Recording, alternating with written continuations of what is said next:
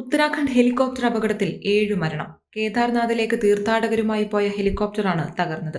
വിമാനത്തിലുണ്ടായിരുന്ന 6 തീർത്ഥാടകരും പൈലറ്റും അപകടത്തിൽ മരണപ്പെട്ടു. 5 മുതിർന്നവരും ഒരു കുട്ടിയുമാണ് തീർത്ഥാടക സംഘത്തിലുണ്ടായിരുന്നത്.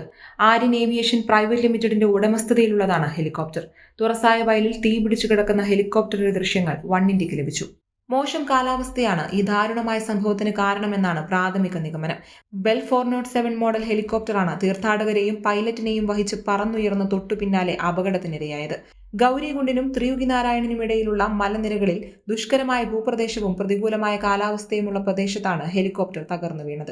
മേഘാവൃതമായ ആകാശവും മൂടൽമഞ്ഞും അപകടത്തിന് കാരണമായിരിക്കാമെന്നാണ് വിലയിരുത്തപ്പെടുന്നത്. ഹെലികോപ്റ്റർ നിലത്തിടിച്ച് വീണതിന് ശേഷം തീപിടിക്കുകയും അവശിഷ്ടങ്ങൾ ചുറ്റുപാടും ചിതറുകയും ചെയ്തുവെന്നാണ് പുറത്തുവരുന്ന ദൃശ്യങ്ങളിൽ നിന്നും മനസ്സിലാക്കാൻ സാധിക്കുന്നത്. ഉത്തരാഖണ്ഡ് സ്റ്റേറ്റ് ഡിസാസ്റ്റർ റെസ്പോൺസ് ഫോഴ്സും പോലീസും രക്ഷാപ്രവർത്തനങ്ങൾക്കായി സ്ഥലത്തേക്ക് എത്തിയിട്ടുണ്ട്. എന്നാൽ മഴയും മഞ്ഞുവീഴ്ചയും ഉൾപ്പെടെയുള്ള പ്രതികൂല കാലാവസ്ഥ രക്ഷാപ്രവർത്തനങ്ങൾക്ക് വിലങ്ങുതടിയാവുകയാണ്. ഉത്തരാഖണ്ഡ് മുഖ്യമന്ത്രി പുഷ്കർ സിംഗ് ധാമി അപകടത്തിൽ ആഴമായ ദുഃഖം രേഖപ്പെടുത്തുകയും സംഭവത്തിന്റെ കാരണം കണ്ടെത്താൻ വിശദമായ അന്വേഷണത്തിന് ഉത്തരവിടുകയും ചെയ്തിട്ടുണ്ട്.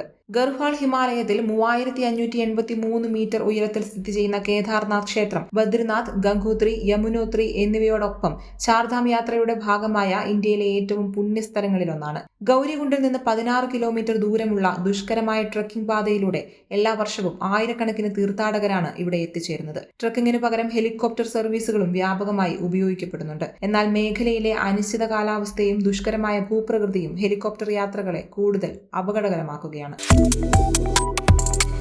Subscribe to One India and never miss an update.